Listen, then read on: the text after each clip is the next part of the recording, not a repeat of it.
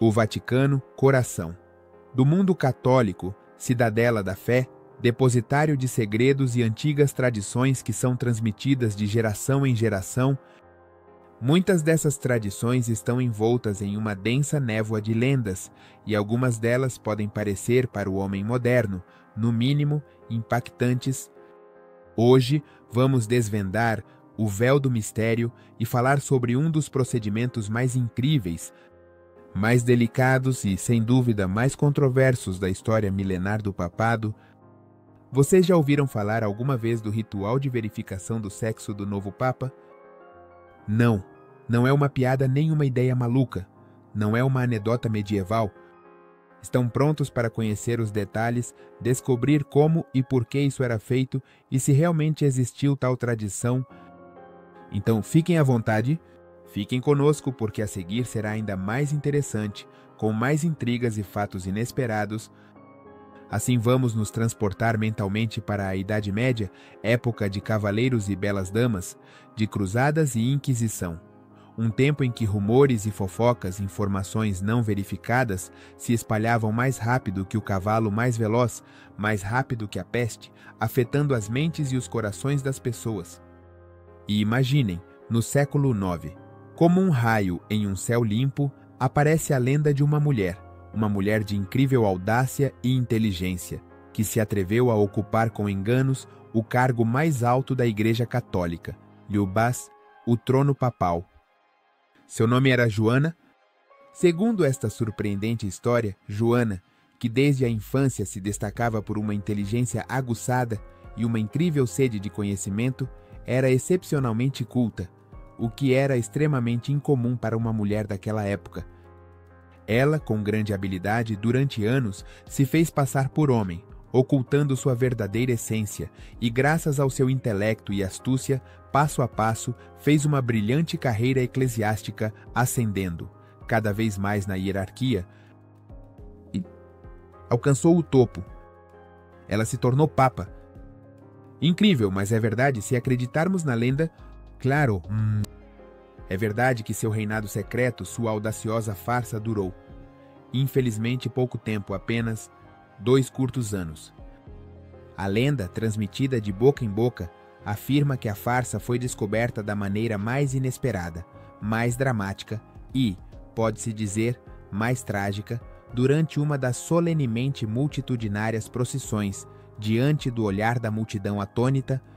Joana deu à luz ali mesmo na rua, entre os fiéis exultantes.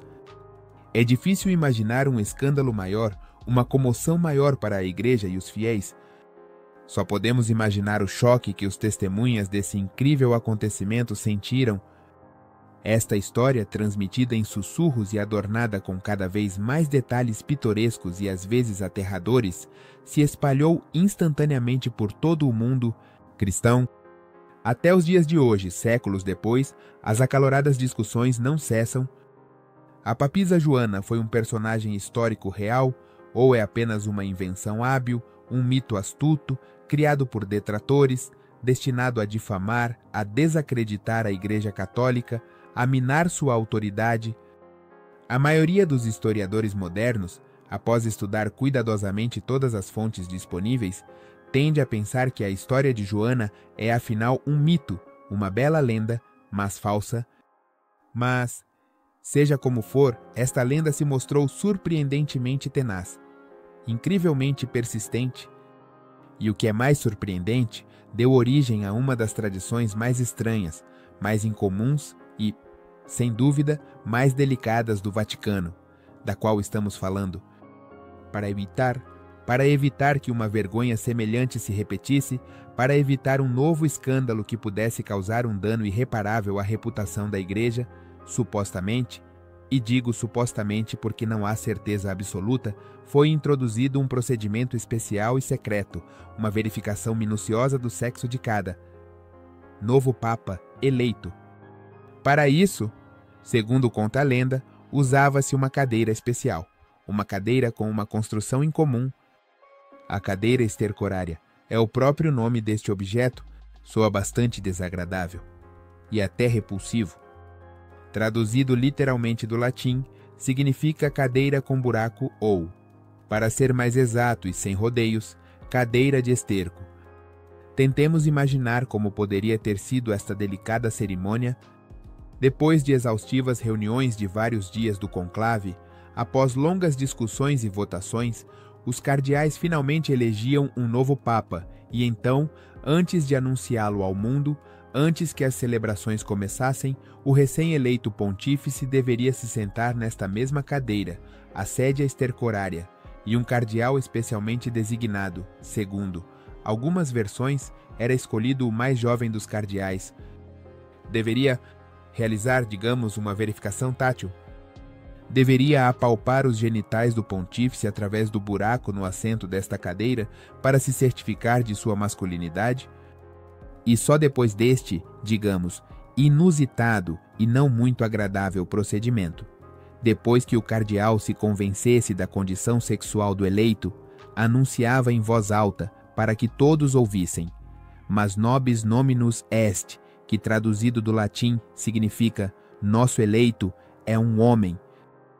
E só depois desta declaração solene, só depois desta peculiar confirmação, começavam as celebrações gerais, a alegria e as festividades em razão da eleição do novo chefe da Igreja Católica, o novo vigário de Deus na Terra.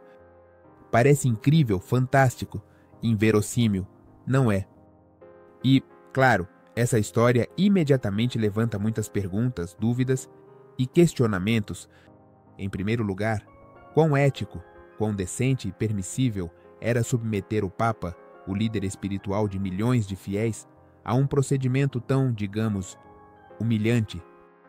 É um ataque direto à sua dignidade.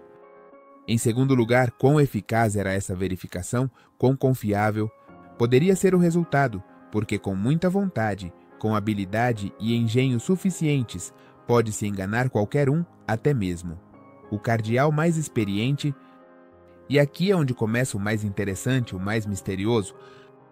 A questão é que não há provas diretas irrefutáveis, 100%, seguras da existência desta estranha tradição, deste ritual de verificação. Só há provas indiretas, vagas, insinuações. Há menções em algumas crônicas medievais que, no entanto, podem ser interpretadas de diferentes maneiras. Há lendas transmitidas de geração em geração, adornadas com cada vez mais detalhes. Estão finalmente aquelas famosas cadeiras com buracos, que são cuidadosamente preservadas nos museus do Vaticano e em um dos museus de Paris. Mas o verdadeiro propósito dessas cadeiras também provoca acaloradas discussões entre historiadores e pesquisadores. As discussões continuam até hoje. Alguns pesquisadores autorizados, especialistas em história medieval e do Vaticano, acreditam que a sedia estercorária era utilizada para outros fins, muito mais prosaicos, que não têm nada a ver com a verificação do sexo. Por exemplo, existe a versão de que essas cadeiras serviam como uma espécie de vaso sanitário para os cardeais, debilitados e idosos que participavam das longas reuniões de vários dias do conclave, quando era proibido deixar a sala de reuniões.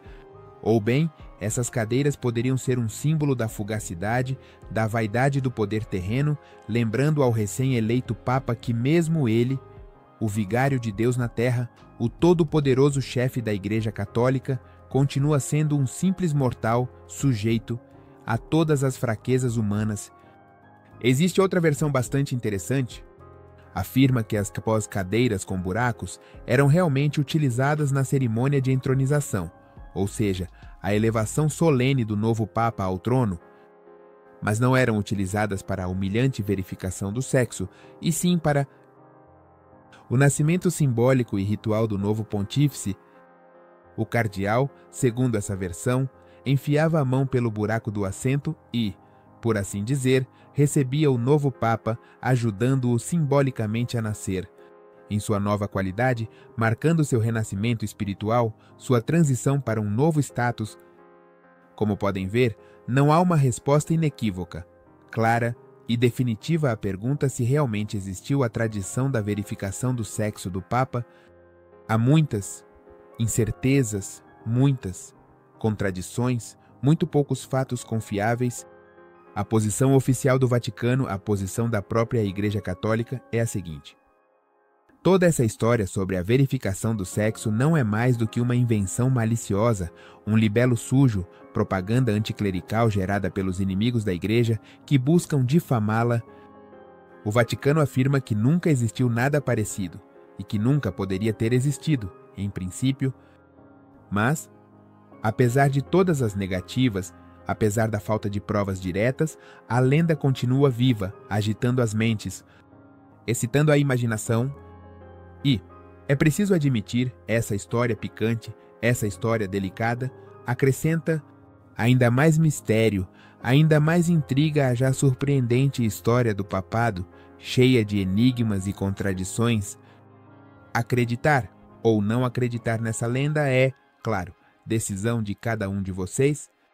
De qualquer forma, esta história é um exemplo claro e evidente de como eles nascem, vivem e acreditam, e os mitos e lendas se transmitem de geração em geração, adornando-se com o tempo com cada vez mais detalhes, às vezes completamente fantásticos. Obrigado por estarem conosco. Se você gostou deste vídeo, não esqueça de nos dar um like, se inscrever no nosso canal e deixar um comentário. Nos importa e nos interessa muito conhecer a sua opinião. Você acha que a prova sexual do Papa foi uma crua realidade da Idade Média? Ou é só uma bonita, ou talvez não tão bonita, lenda? Uma ficção sem fundamento? Compartilhe suas ideias, suposições.